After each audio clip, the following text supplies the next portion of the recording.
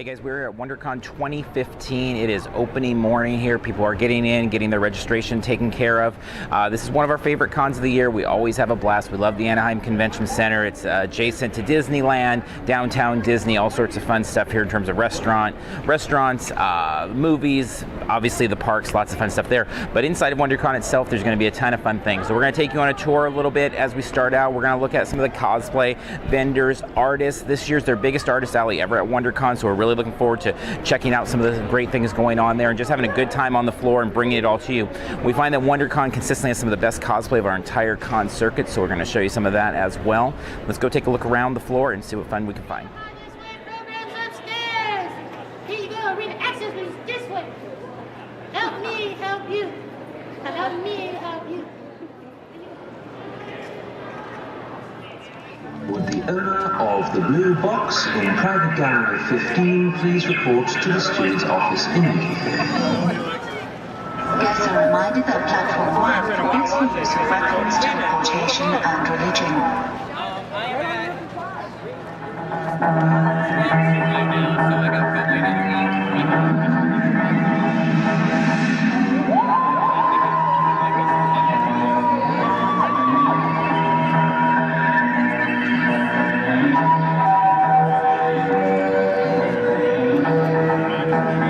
Intruder located.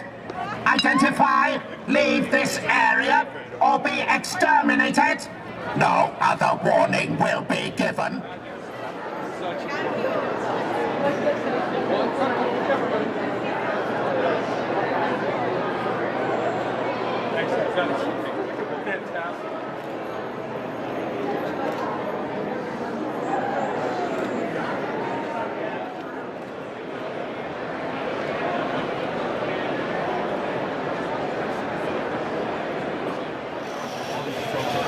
This should be a little more.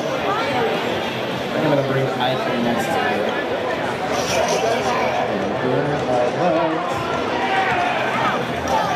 And his coins on collecting?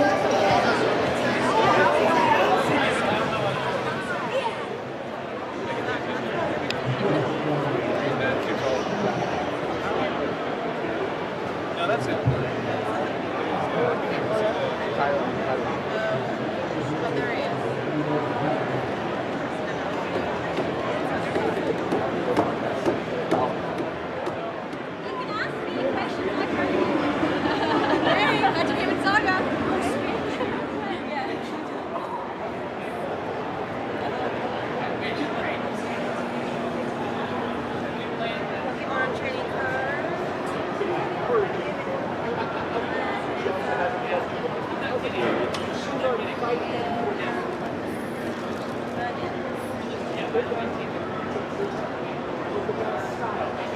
Let's go look for some more stuff.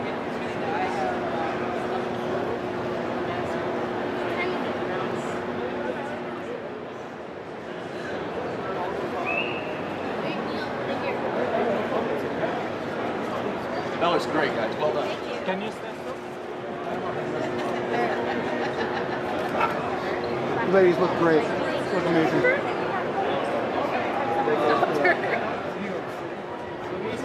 Nothing much, man. Just checking out. Hi, Mom. What's going on here? Awesome, thanks. I'm just dropping it right now. I am open for commission.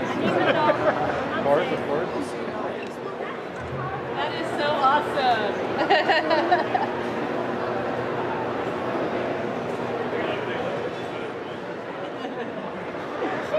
Favorite color? Yeah. That's joyful. It's purple. Mine too. Thank you.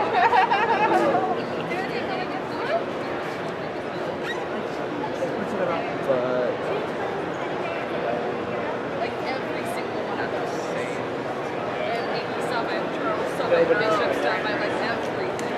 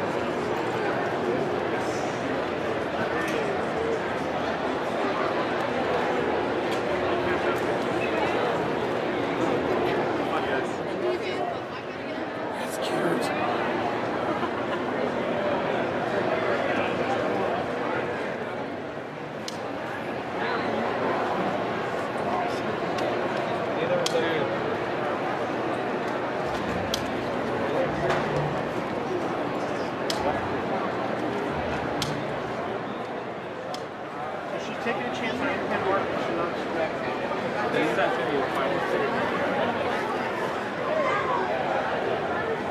Appreciate that.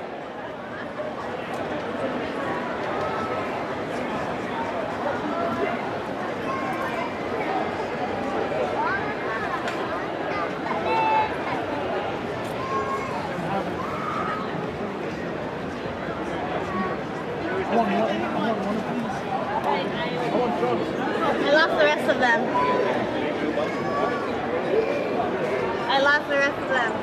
I called you and I lost them.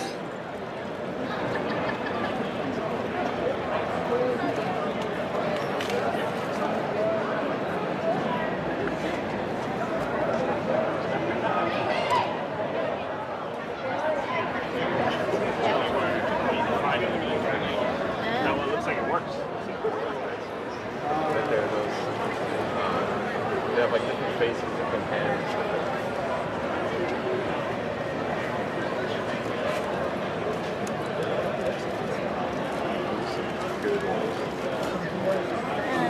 Oh, that's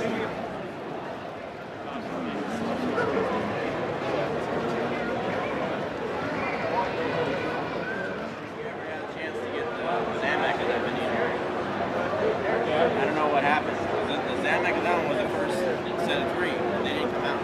I have the original set that they produced for their 35th version. And I have the box set I got. They're actually show. Yeah. I got all the ones from last year, kept up with it and everything, and this year I was waiting for them. Then all of a sudden I see them on eBay, and the Vanitas were for like $35. Yeah, because there's none there. It never came out. And then they came out with this last set. That's way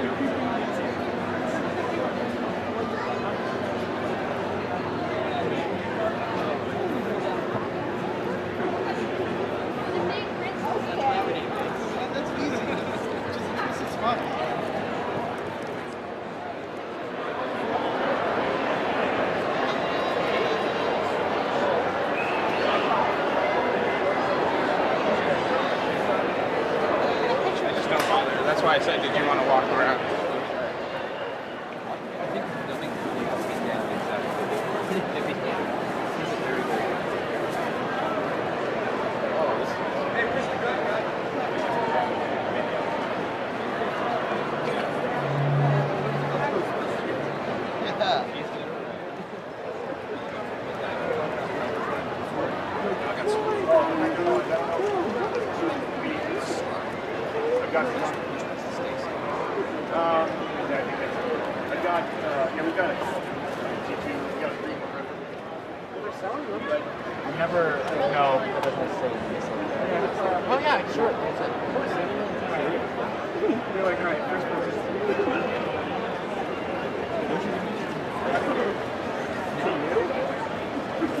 Yeah, well, I think a couple of students like saying,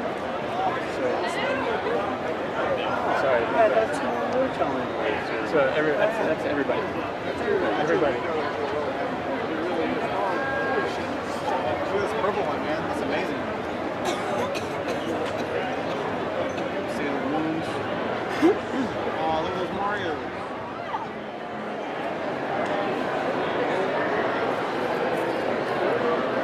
Dude, I like this one a lot.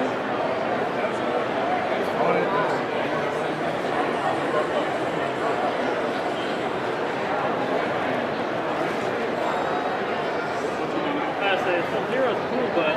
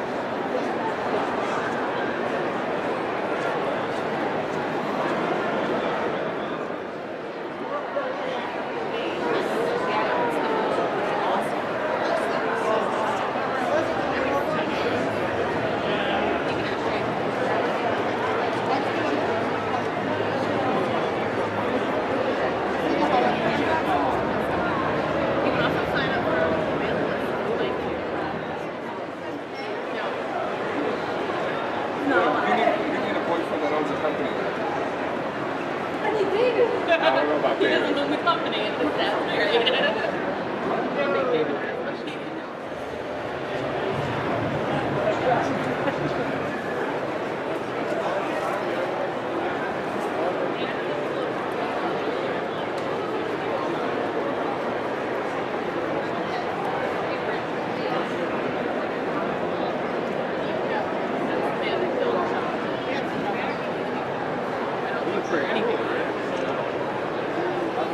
Look how great these hands look. Who ran those?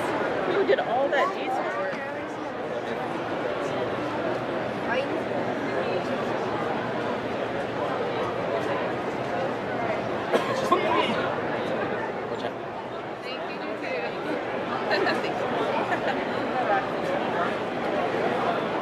Look at it.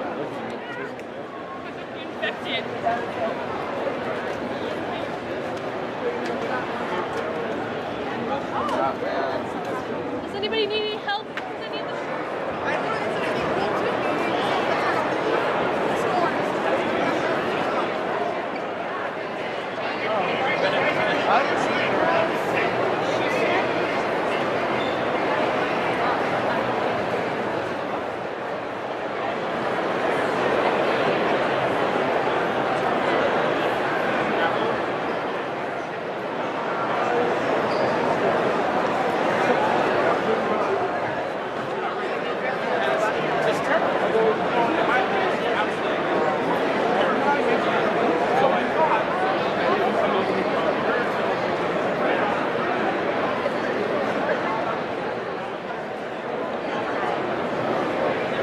Yeah, that's right.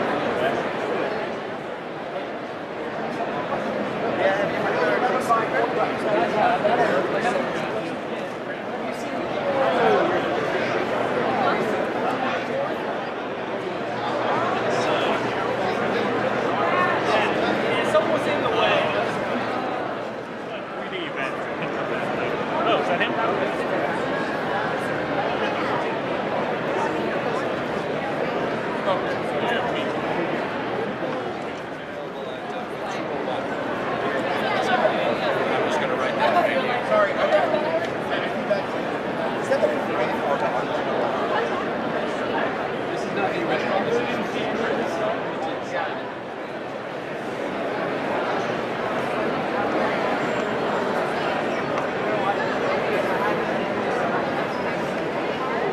I don't.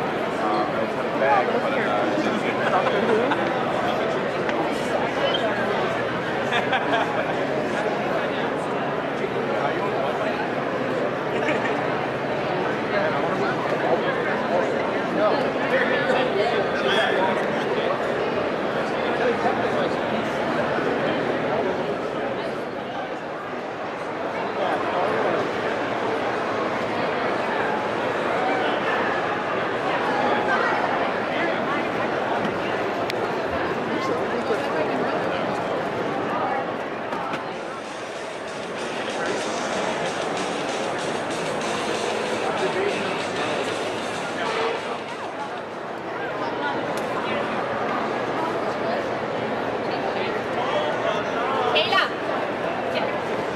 What is it, Connor? Is it so?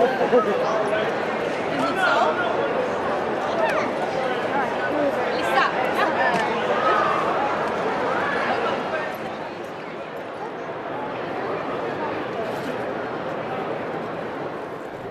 So hopefully you enjoyed a look around the floor. That was just a quick look. Obviously, it's a ton more. We can only film so much. It's a big floor. It's a big time con. We've got a ton of other videos that we're going to have throughout the day, so you can go over to our YouTube channel, check everything out there. Last year for 2014, we had something like 100 videos. So if you really want to get into a lot of the minutiae, see all the cosplay, the booths, things like that, definitely check out parksandcons.com, check out our playlist. But now we want to move and talk a little bit about the panels, because one of the great things about WonderCon is the panels. WonderCon with Phoenix Comic Con are two of our favorite places for panels, just just because they do bring enough of that Hollywood fun and comic fun to really pack rooms, yet a lot of times the rooms don't get totally packed, meaning that they've got enough room or enough varying things going on, or it's just not ultra Hollywood like something like San Diego Comic-Con where you've got to camp overnight. So a lot of these panels are able to be things that you can line up an hour or maybe even walk into them and be able to check out some really good stuff. A real focus on comics this year. If you checked out our podcast, we have a San Diego Comic-Con unofficial blog. We talked about a lot of the Dark Horse panels and things that maybe people that are particularly just into the Hollywood thing might overlook. There's a lot of good panels and spotlights. Ed Brubaker, Sam Humphries, a lot of great talent that maybe hasn't been in this area or at least done panels in this area in a while outside of San Diego Comic-Con. So that's fun. A lot of good things. Also good focus on kind of collecting panels, or a couple collecting panels, as well as just fan-run panels that are fun, focusing in on things like whether it be The Hobbit, collecting toys, comics, or Star Trek, Star Wars, all those types of things are going to be fun there, cosplay as well. The arena seats about 4,000 people from what I understand. It's an overall of about over 7,000, bigger than even Hall H with a little bit of change, 7,500, 7,800, something like that. But they cut off a good section of the panel room because of how the staging works. So that kind of cuts things down. So it ends up being a little bit more of a ballroom 20 type experience for those of you familiar with San Diego Comic-Con terminology. That being said, they've got Flash, iZombie, Teen Titans Go in 300 AB, a lot of fun panels this weekend. And again, whether it's the bigger or the small. Good focus on TV, not quite the focus again on the big movies. Nothing so far, at least as we're filming this, of any big surprises, but we'll see what the weekend has in store for it. So we're going to take you into some of the rooms, show you a couple quick snippets of some of the types of panels here, and hope you enjoy.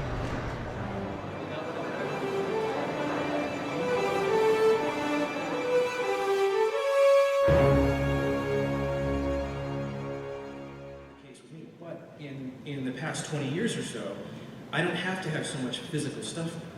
Whether it's downloading music or the Kindle with books and everything else, toys, and I don't know what this means. If this means there's going to be a shift, a different way where people are going to go, I don't have enough room, or they're going to go, well, I've got more of this stuff digitally, I can make more room for this stuff. But toys is unique. Toys are unique in that they are this physical thing that you can't really get a different way.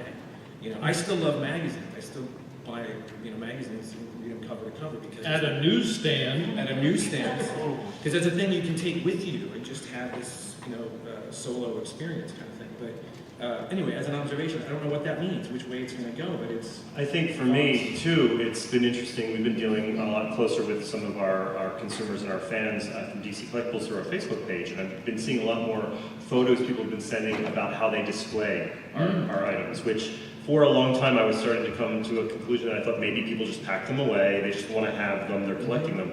And I don't know if it's just the people that are more forthcoming with it that do this, or if it is throughout, but I'm seeing amazing collections, displays and areas. They don't have their DVDs and their books anymore because they don't collect those things to that degree. So they have full walls and things dedicated to how they do it, and they'll change things out. And hearing some of this feedback, it's really important for me to consider how people use our product, and how they want to display things, and what does that mean to them, and how much they switch things out, because nobody can buy everything we make, and display it all. Right. So how do they kind of share that experience? It's the old George Carlin thing. You can't have everything. Where would you put it? That's right. Get another house. Yeah. Well, that's an interesting thing too, just sort of in this day and age of very sort of environmentally conscious people. How does that factor into what you guys do as far as like packaging and things like that? Is that, and knowing that people display, some display loose and some display still on the card and stuff. How much of a consideration is that as you guys do packaging and I mean that sort of factors into everything, how it ships, how many things can be in a case, how many things can be in a wave, right? Yeah, I mean, for us, it's just about cost and keeping the cost as limited as we can. But and for us, it really is down to the accessories sometimes. Like we wanted to have 2 with this character, but we can't because then the cost will go up to this or whatever. And we go through every single character and have to pick and choose sometimes. But that's the main concern is to not turn off.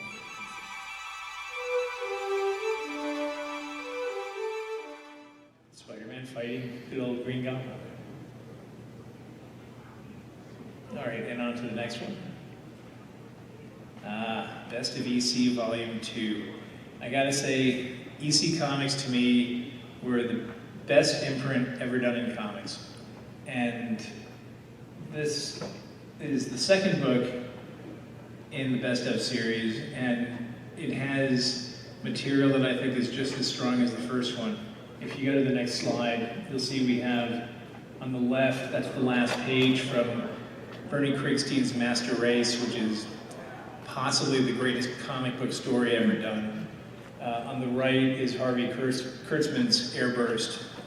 There are 4 or 5 Krigstein stories in this book, including one called In the Bag, which is a tremendous story, very cinematic.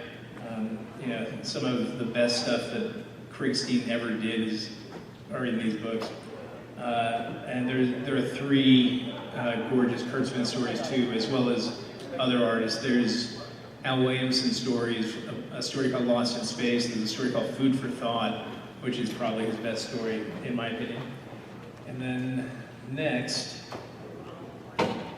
is the long-awaited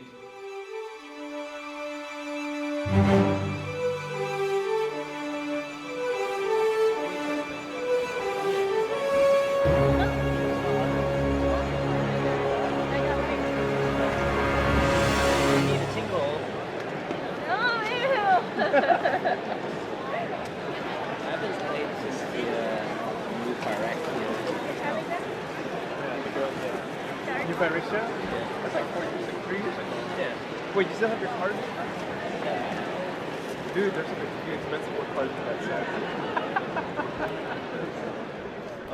All right, we are wrapping up here at WonderCon 2015. The panel footage we showed is a little bit different than what we've done in the past. They've been very explicit in the big rooms, 300 A, B, and the arena. Those are kind of their Hall H and Ballroom 20 equivalents at WonderCon. But they're very clear. They have up on the board, they're up on the screen, no video recording of any sort for internet use. So it's not even about profit or anything. They just don't want anything at all online. So unfortunately, we did not really record we didn't record anything in those places. And so as a result, a little bit less panel footage for you there. So not sure if they're planning to release some of their own stuff or what the deal is with that, but it seems the last 2 years they've moved more and more to tightening up the screws on that and not wanting things shared online via YouTube or anything like that. So anyway, great panels though nonetheless. We just walked out of the Batman versus Robin, the annual, I think it's been since like 2008 or something like that, DC animated showing here at WonderCon, which has been great. Whole voice acting crew there, Andrea Romano, the whole team. A lot of fun. It's really a highlight kind of every Friday night at WonderCon. But we're going to wrap things up here as we always do with every convention we cover. We go under the con. Ever since episode 1, very first video we did, we go under the con, which is going underneath the hood of the convention and talk a little bit about some themes that we saw by looking also at some things we picked up. So one thing that seemed really present about this convention coming into it was that it was really going to be focused on comics, and not that should be a surprise. I mean, WonderCon's been focused on comics, but the fact that they made a really big deal about Artist Alley, and so we didn't pick up anything too unique here. We just picked up a ton of dollar books, but the fact that there were a lot of bins that had dollar books, a lot of great wall books, Golden Age, Silver Age, Bronze Age, 50-cent bins, dollar bins, I mean a real wide variety. I'd say we saw a lot more in the area of comic consumption than we have at past WonderCons. Not sure if there's literally more dealers, it felt like that, but definitely better deals and definitely a better variety, so I think we'll be picking up even more before this weekend ends. In that same vein though, Artist Alley was bigger than ever. Huge Artist Alley. You saw some of that in our video. People like Babs Tarr had huge lines, some things that we've not seen as much here in terms of just the overall excitement about a lot of the artists. So that was great. A lot of great spotlight panels. We talked about comics really were at the core of WonderCon, and maybe that's part of what this show's identity will start being, is a little bit more comic oriented and favor that. Not that they're moving away from any of the Hollywood stuff, but that was good to see and a lot of fun. We also saw a lot of great things in terms of toys, and so I mean we didn't pick up anything super unique at this point, but good deals on both. $20 here. Cheapest we've seen this historically is $30. $20 here. Captain Marvel's been $25, $30, lots of times. But just in general, the new Marvel Legends waves at good prices across the board. $20 on most of the figures there. DC Collectibles, same story there. The new Arrow figures, all great there.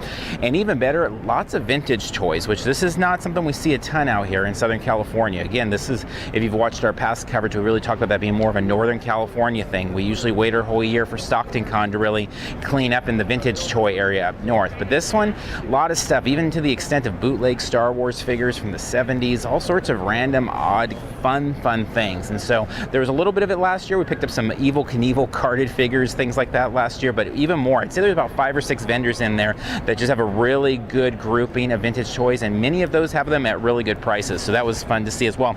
Also, because it attracts so much of a crowd and a bigger cross-section of the types of people, lots of great clothing places. Graphic Labs has fun stuff like that. Fat Rabbit, we always see them at the cons and they've got fun stuff. But just beyond that, a lot of these types of places, whether it's T-Turtle, Stylin' Online, or the independent ones in the Artist Alley or in the other independent parts of the con there, it's just a good variety of clothing, you know, purses, bags, jewelry, tons of stuff there. It seemed like a lot of people were buying that. We bought a couple things. We'll probably buy a little bit more as this weekend goes on, though, but a lot of fun. I mean, really, WonderCon so far has looked very much like what we've expected it to be. A good, diverse offering of all types of things for all types of people with a good comic core to it. So, you know, loving that this year and having a lot of fun. We're going to go into a lot more depth about the con as we wrap things up on Sunday with our podcast. So the way we do these things is kind of bring you as many quick hitting videos throughout the weekend on our YouTube channel so you can experience things in real time and on social media. Then we have our overview video here that'll be making its way up, and then we tie everything up with much more deep analysis, conversation, just talk about the weekend as a whole as we record our podcast on Sunday. So check that out, Parks and Cons on iTunes and Stitcher, and check out our YouTube channel, obviously, across the board. Everything else at parksandcons.com, you can find it there. So we're going to wrap up here. Until next time, we'll see you in line somewhere.